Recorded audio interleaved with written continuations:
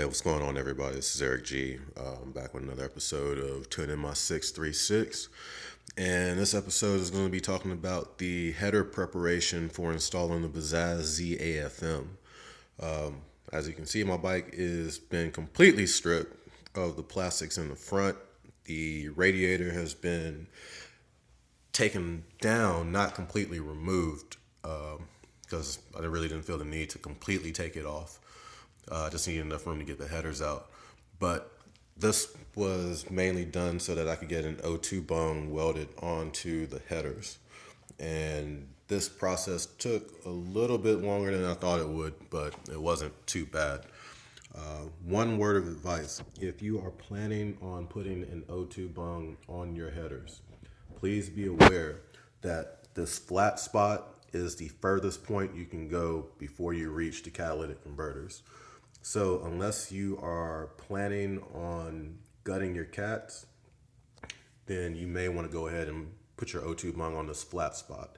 I made the mistake of moving it here, and we ended up drilling into the second catalytic converter inside of the header. Was unexpected. I had no plans on gutting the cats, but it got done, so I now essentially have a full exhaust. So not too bad, but unexpected, but I should still see some really good gains on it. One of my friends was able to weld the O2 bung on for me last night, so we spent most of the day working on this. Ran into a couple of problems with that catalytic converter, or the second catalytic converter, getting dropped deeper into the header, and we ended up drilling it out with a 17-inch spade drill bit. But overall, this is a pretty simple removal. You just have to take all your plastics off, drain your engine coolant, remove the radiator, not the fan, just the radiator. You have to disconnect all the hoses and drop the radiator, and make sure that your horn gets removed as well with that bolt.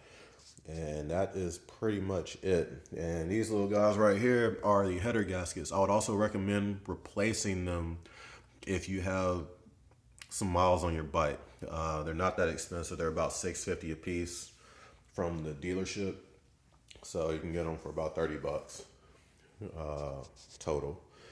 Just make sure that you have all the parts that you need and go from there.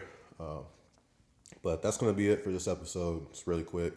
It's just an overview. I haven't actually started installing any of the other parts yet. I still need to go ahead and finish putting the brake lines on. So I may take the time to go ahead and do that here pretty soon as well, while everything is apart, and make it a little bit easier. But other than that, that's it. So if you guys have any questions, drop them in the comments. Don't forget to like and subscribe, and I will catch you guys with the next episode. Thanks. Peace.